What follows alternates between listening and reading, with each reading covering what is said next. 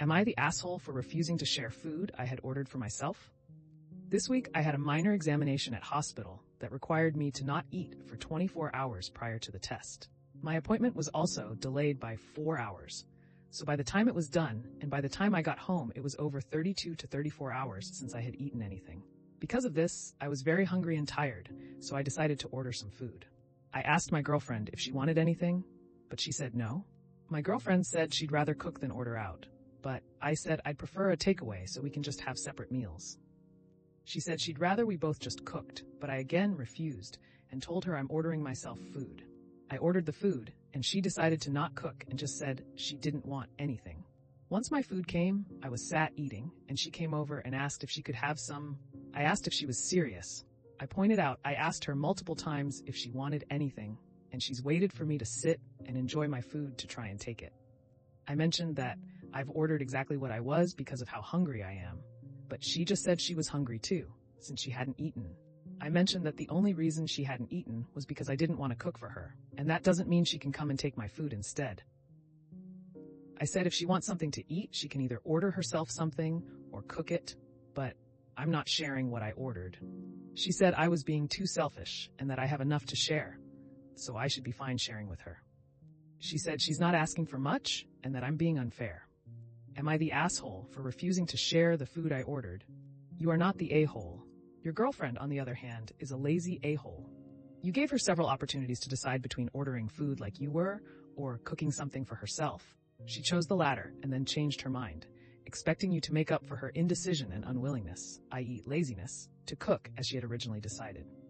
When you add to this that she knew you were recovering from a procedure in which you had not been able to eat beforehand and were very hungry, that makes her look even worse.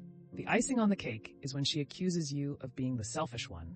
That is really a poor attempt at gaslighting. If this is just one example of selfish, entitled behavior on her part, and there are many more and worse ones, please reevaluate this relationship. Agree with not the asshole, but that's not gaslighting. Gaslighting isn't just lying. It's lying with the intent of making the person being lied to legitimately think they're going crazy. I never said I was going to cook. I asked you to order me food, and since you didn't, you owe me, would be gaslighting. Not the asshole. You gave her a few chances to order something, and she still could have cooked something for herself. I would have also played the I haven't eaten in over 24 hours card, and explained you probably have low blood sugar, and this isn't the time to change your mind at the last minute. She also could have just ordered food for herself at that point. No rule you can't order twice or order from a second place. Obligatory Joey doesn't share food comment. Assuming this is real, not the asshole. You hadn't eaten for nearly 1.5 days, and she told you multiple times that she didn't want anything before you ordered. I'd be famished, temperamental, and hangry. Don't touch my food. Am I the asshole for skipping my friend's birthday without warning because his girlfriend calls me the typical GBF? Miles and I have known each other since we were 2, because our parents are best friends. Now, I would not say Miles is my best friend. He is a good friend, and we do hang out on occasion, but see each other on all major holidays because of our parents. We are in our early 20s. The problem started because of a dumb childhood memory. When we were 8, we had a wedding play on School After Care. I played the bride and Miles the groom. It was a play with horrible songs and uncoordinated kids. Our parents made pictures and videos of that, and we each have one picture on our family picture walls. Miles is dating Lindy. They met 3 years ago and started dating last year.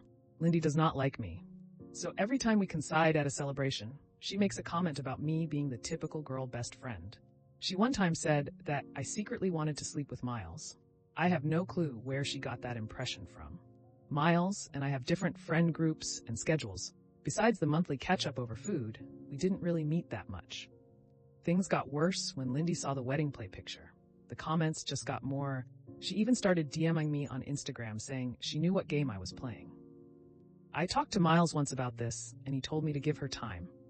So his birthday was on Saturday, and I was invited.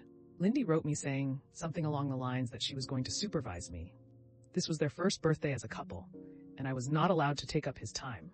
I was honestly just fed up. I tried talking to Miles once more, but he said the same thing. So I just skipped out. When the party started, I wrote a quick "sorry I can't come" and told him my mother was going to bring his present. Now he is upset with me for missing his birthday.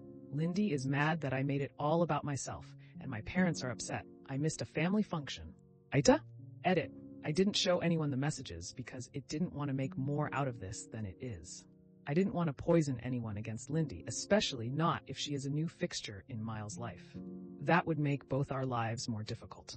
I hoped that just talking about it might be the more adult thing. My parents are not mad at me or blowing up my phone. A la Reddit fashion. They and Miles' parents were just bummed out that this was the first birthday that I ever missed. As to why she is jealous, I have no idea. Neither of our parents ever wanted us to get together. There were no jokes or anything about it. I think they also never would want that. The wedding play picture is in the living rooms because they loved the picture and it was our first play. Not the asshole.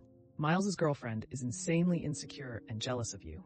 You've tried talking to Miles about it and he won't do anything about it. You're basically getting threatening messages from her at this point. Of course, you don't want to be around her. Your parents should understand that their relationship with Miles' parents is just that. Their relationship. It's not a family function, whatever they wish it to be. The onus shouldn't fall on you to maintain a friendship with Miles. It isn't working for you under the current circumstances. I do hope you two can work things out since you've been friends for so long, but you don't have to if it doesn't work for you. And you don't need to feel guilty about it. AITA to add. OP refers to Miles as a friend throughout and uses quotes when she writes family function at the end of her post and said they see each other on holidays, etc. because of their parents. This leads me to think that OP does not consider Miles' family, nor his birthday a family function herself. She also talks about how the parents consider this a family unit. She never said that she considered them a family unit. That is the reason for my last paragraph. Context matters.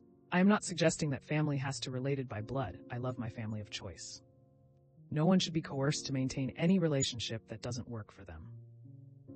OP should also show the messages to her parents and Miles and let those messages do the talking instead of trying to expound in it herself.